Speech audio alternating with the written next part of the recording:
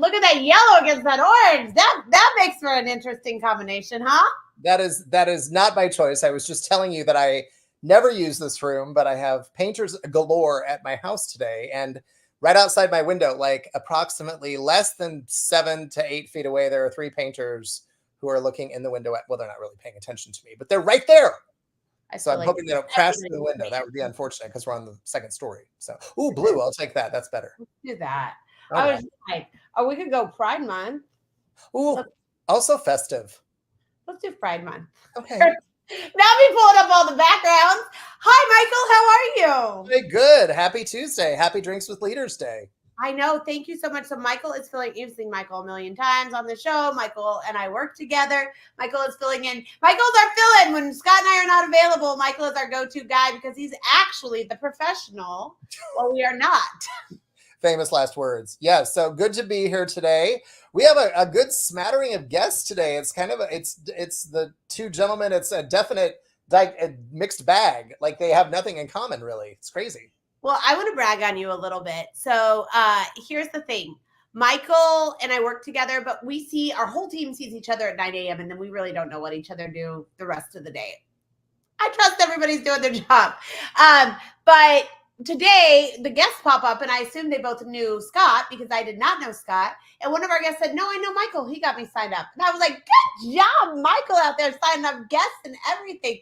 Scott always acts like he knows everybody in the room, so I don't usually ask that question. So I imagine you probably signed a few. So thank you very much for doing that. I'm having people jump on the bandwagon. Every time I meet somebody interesting, I'm like, you should be on Drinks with Leaders. So I love that. I love that so much. Okay, let's talk about our sponsor really quick. So I do want to thank Bestway International. Bestway International has been sponsoring the show all year. They are amazing. If you have stuff to ship from all over the world, you need to talk to Bestway International and talk about their freight services. Scott usually does.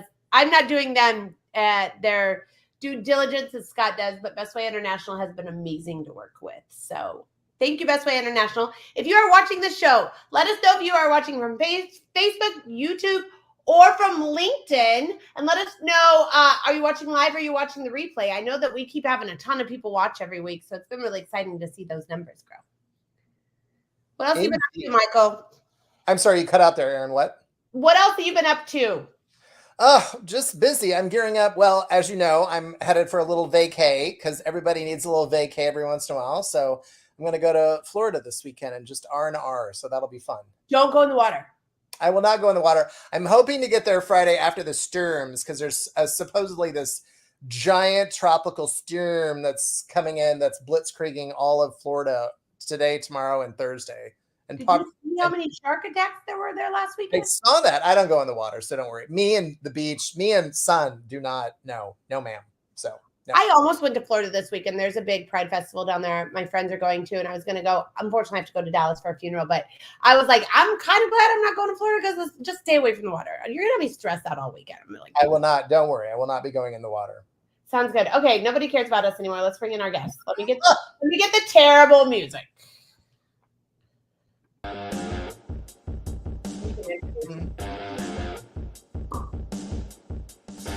Okay, today our guests are going to bring them in one by one. Darren and Wes. How you guys know about our terrible music here at Drinks with Leaders? How are you guys? Good to be here. Super good.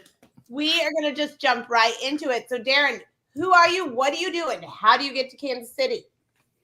Well, thank you very much for inviting me. It's great to be here. Who am I? I'm a husband. I'm a father. I'm a proud grandpa of 3 puppies, big dog lover. I was born in England. I grew up in South Africa. We immigrated to the United States in '94. So if you're wondering the accent, it is a South African accent. Educated in South Africa, I'm an engineer. The first part of my career was involved in building big processing systems, big factories for manufacturing products as the project engineer, the program manager, the project manager. The second part of my career was as a manufacturer of products using the types of systems and equipment that I was involved in designing and putting in the first part of my career. So what do I do? Well, for the last 2 decades, I have helped private equity firms implement strategies to boost the value of their portfolio companies. In many cases, the value creating strategies that I applied could have been applied by the original owners, but they unfortunately lacked the necessary knowledge or experience, or didn't have the resources or guidance to make those improvements. So I am now focusing my power on helping businesses and owners capture that same increased enterprise value and retain all of the equity. How I got to Kansas City was through a private equity deal. There was a company that was acquired in Wellsville. They brought me over here to lead that company and grow it and ultimately sell it. And when I came, my children came, and we have been here for a while. They are now grown up and they have their own lives established here in Kansas City. So that's where I am, because I'm going to stay where my kids are.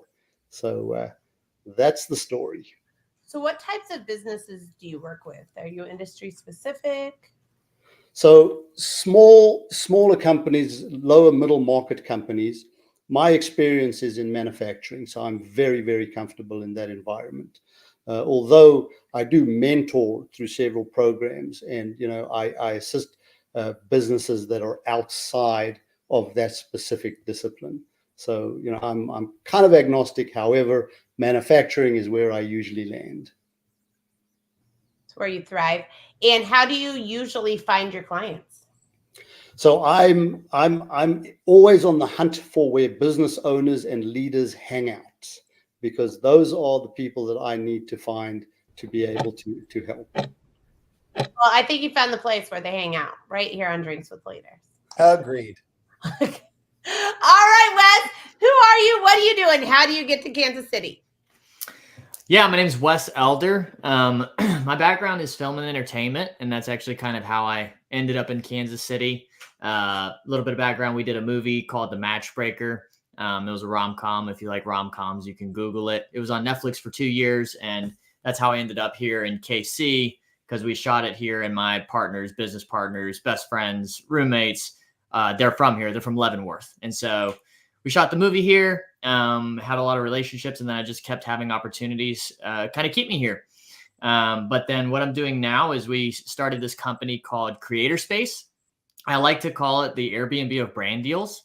It sounds provocative, but what that actually is it's a marketplace where creators and influencers can list their brand sponsorships that they have available. So it can be their standard ad space, YouTube 30-second ads, Instagram posts, whatever. Or it can be specifically project driven, like, hey, we want to take a trip to Tokyo, or we have Drinks with Leaders and we're looking for a sponsor. And then they list these opportunities on the marketplace. Brands and agencies come there. They shop through all the opportunities that are available, according to their campaigns, initiatives, etc. And if it fits whatever they're looking for, then you add to cart and check out and sponsor. So really just, trying to, connect the dots between the creators and influencers with brands and make those sponsorship deals just faster, easier, better, more valuable. So that's what we're doing. That's who I am. And that's how I got here. I have all the questions for you because, this is my space. All the questions. When it comes to influencers specifically, are these influencers that are not represented by an agency? Both. Or you also work. So then how does that play with the? So a lot of influencers that have agents, it's not necessarily exclusive. Like they'll still be able to get their own deals and source them. So this is just more inbound for them. It's more inbound with essentially zero work. Because the way the platform works, this is where the Airbnb analogy comes into play. Is it literally, you go on there, you type, hey, I got a budget of $1,000 and I'm looking for travel influencers, and it shows you results, and you can filter by other things once you get in there. And for the creator, we don't take any cut from them. The brand pays an additional fee on top of what the creator is charging. So let's say a brand deal is $1,000, then the brand will pay on average 10% on top of that. So they pay like $1,100 for the brand deal. And then on the back end, we have order flow tracking and stuff like that. So it's like we've made it super flexible to where influencers of kind of all shapes and sizes can, be on the platform. So they pay for the whole campaign through you guys, and then you pay the influencer. Correct. Yeah. Got it. I was going to say, what what keeps them from reaching out to the influencer on their own? Yeah, and there's things that we need that we'll add over time for that. But yeah, right now, there's a certain amount of value that we've, captured and are acting on. I love this. I love this. You'll probably see us there. That'd be great. See us there sooner than later. All right, Michael, you got your question? I do have my question. First off the bat, what has been the most pivotal point in your career, sort of the zenith for both of you? Take it away, Darren. Okay, well, you're up first. Thank you. I don't think I could point to a single pivotal moment in my career. My career has been made up of a number of pivotal moments and realizations and enlightenments. I think through my career, the things that I have been most proud of is where you have been able to identify a victim of their own circumstance. On 3 instances in my career, actually 4 instances on my career, we have hired in temporary labor and identified individuals out there that have an enormous amount of skill and intelligence and ability, and just purely because of their circumstance, they haven't been able to achieve what they truly should be able to achieve. So identifying those folks and helping them manage their expectations, help them grow, mentoring them into leadership positions, that has been really wonderful for me, and the realization that there are a lot of folks out there. So that is one of them. Another realization is that not everyone wants what you want.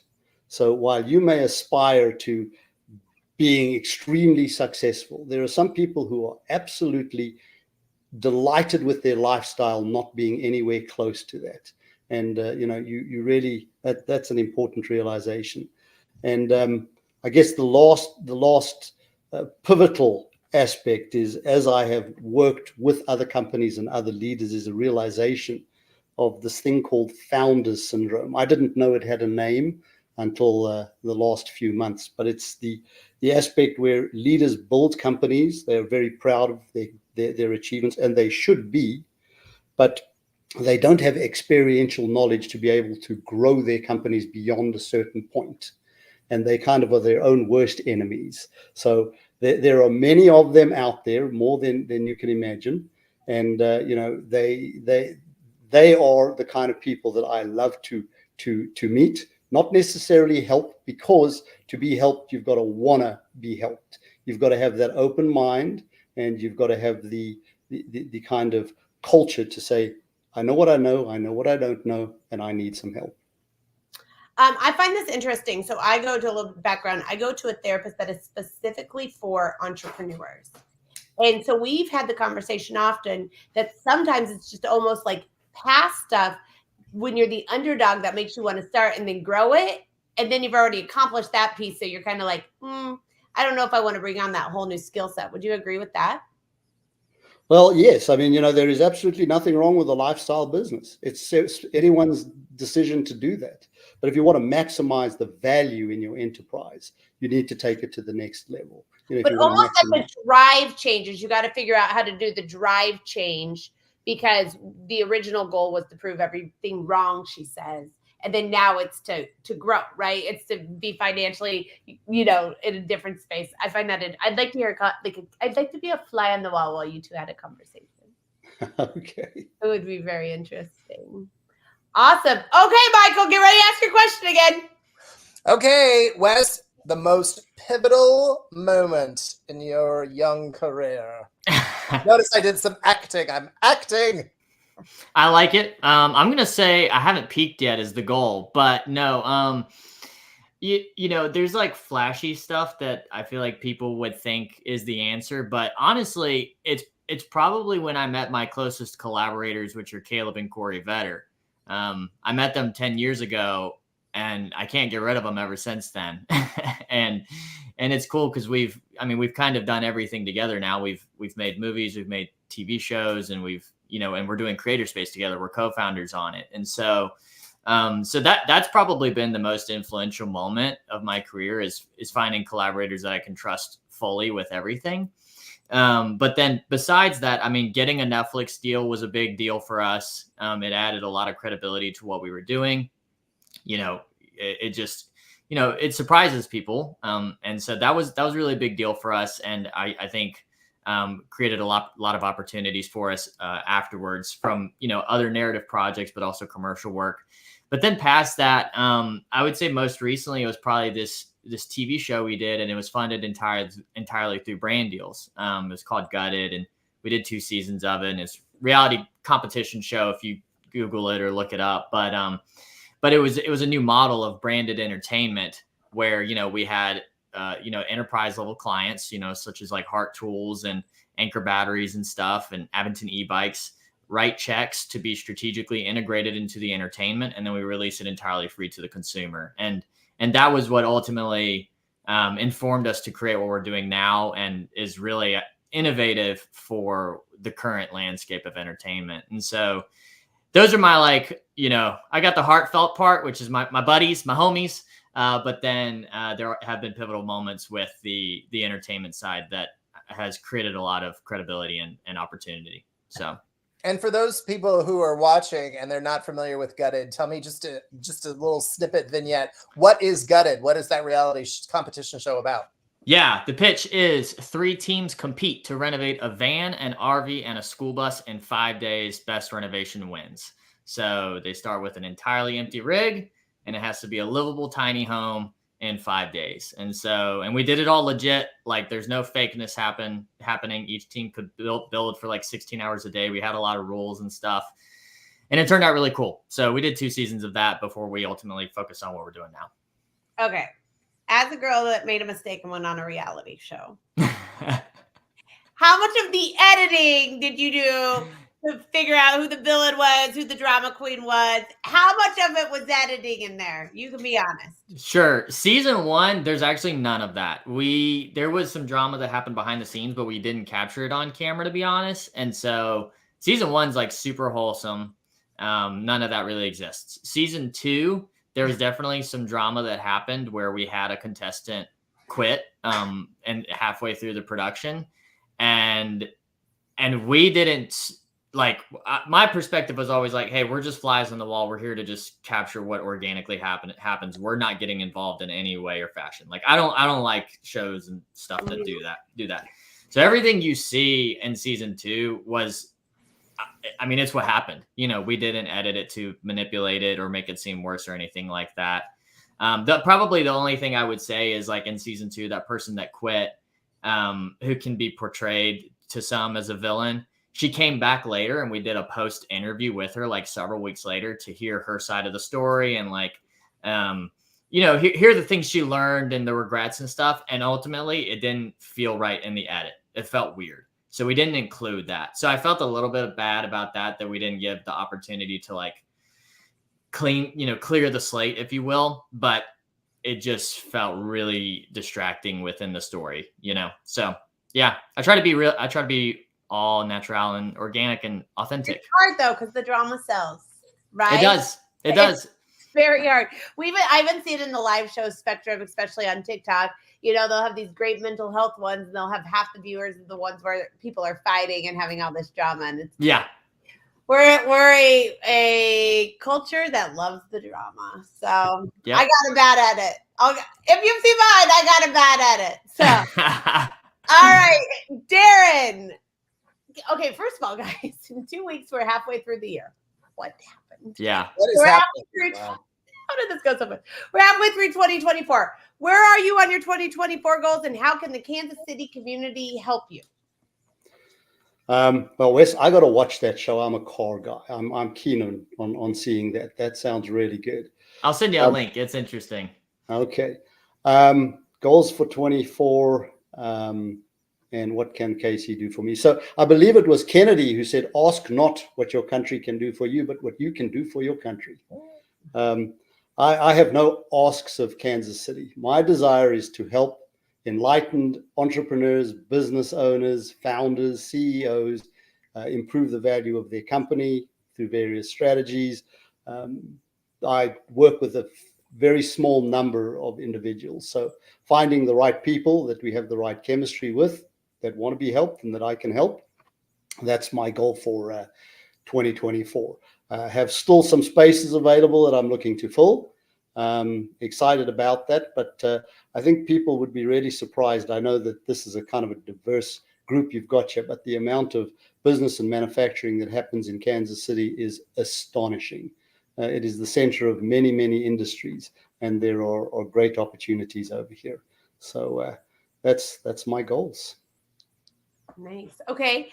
And then, okay, if you're saying Kansas City can't help you, who do you want to meet in Kansas City? We got a minute and a half for you for this. And this is where people come to find. We've got a ton of people watching. I don't know why none of you guys are commenting. Let us know if you're watching on Facebook, YouTube, or LinkedIn, but I can see you're watching. Who do you want to meet up with? Who do you want to introduce to? Let's go that route. Okay, so I want to meet business owners and CEOs and founders who are having issues. People who are operating with legacy-based systems or founder-centric systems, and help them grow so that they can go on vacation and not worry that their business is going to fall apart when they're not there. Where they can actually have a look at financial reports and understand how their business is doing, and not look at the bank account necessarily and say, hey, we have more money this month than we did last month. We're doing great. So it's just enlightened individuals that want to develop their own skills, knowledge, and run their businesses more professionally. I love it. Okay. Do you have a wish list of 3 people that you would like to be introduced to? Do you even know those names? I do not. But I've met 2 already, or 3 on this show. So that's wonderful. There you go. What programs do you mentor for? You mentioned mentoring for programs. So I've mentored for the Hellsberg Entrepreneurial Mentoring Program. Yeah. And also through the ECJC, the Enterprise Center of Johnson County. They have a growth mentoring program. Also looking at working with UMKC and some other organizations. Sweet. Awesome. I did the Scale Up program down at UMKC, and it was one of the best things that ever happened in my business. It's real fun when think you're doing great to learn you know nothing. It was a good time. All right. Wes, again, how close are you on your 2024 goals halfway through the year, and how can the Kansas City community help you? And could you also tell us what your website is? Because I don't think I found the right website. Yeah. Website is creatorspace.co or .app. So whichever one. We have both domains. But yeah, I think we're doing pretty well as far as the goals. We soft launched in January, and the first goal was like, do people even like this and want this? And so we've learned they do. And with a marketplace product, you've got 2 sides of the equation. You've got, for us, the creators and influencers, and then on the other end, you have the brands or ad agencies on behalf of the brands. And so for creators and stuff, they love it. I mean, there's been 0 pushback. Why would they not, try to get more deal flow with less work? On the brands and agency side, we've learned that, my expertise is a strong word. What I've been most comfortable with is, pitching and selling to larger enterprise companies, pitching 6-figure deals, high 5 figures for entertainment integrations. But I think the product that we've built where it is right now is actually a better product for the small to mid-sized business. How can we pair Minsky's Pizza up with, the local, food influencer to come out there and eat it and then post on their story and Instagram post, right? So it's just a different mindset than what we're used to. And so I would say at this point, the biggest thing that, that Kansas City could help us with is just connecting us with anybody that's either interested in influencer marketing or, wants to get into any sort of content marketing, because that's our world. And we're, being super flexible right now and looking for feedback. I mean, that's like the biggest thing too. Like, tell us what you love, but more so tell us what you hate and what's most useful to you. Because at this point, I think we've connected with like all the local Kansas City influencers for the most part. There's still a couple I need to connect with. That if anybody has an intro to, that'd be awesome. But otherwise, it's with all of them. Yeah, but otherwise, it's like brands and agencies. What do you consider influencers? What's your follower count minimum? I mean, anything from micro to, I mean, obviously the sky's the limit, but we really need a lot of people in the like 5,000 follower range, to be honest. Like, we need a lot of micro influencers And even people that have 5,000 think they're not an influencer, but like they absolutely could make, $100 here or there for doing, posting on their Instagram story or whatever. And so, but I feel like the ones I've connected with most in KC that do it as a side hustle or are almost full-time or like, in the 50 to 100K on a single platform. And then we have several who are like hundreds of thousands and millions and stuff. So you just wouldn't know that they're here. Most of them don't promote that. So, right. Yeah. Have you, do you guys have Sly Huncho on your? No, not yet. No. Yeah. So he just came and spoke at Lily and James. So we've had quite a few influencers in for events. So we could probably help you out with some of that. Awesome. Yeah. Well, Stephanie, thank you for commenting. Stephanie says, hi, Aaron and Michael watching live on LinkedIn. Thank you for coming, Stephanie. Thank you to all those that did not comment. I want to we said, thank you for coming. Thank you for coming. Thank you. Thank you so much, Wes. Thank you. Thank you, Wes and Darren. Thank you so much for being on the show. Okay, can you tell me your website one more time? Creatorspace.app, app. Or creatorspace.co. Thank you so much to Bestway International. And Michael, as always, thank you so much for co-hosting. I really appreciate you being here. Make sure you go connect with Darren and Wes. It sounds like they're both doing some tremendous things. And we will see you same time, same place next week. We'll be right back. Hold on, guys.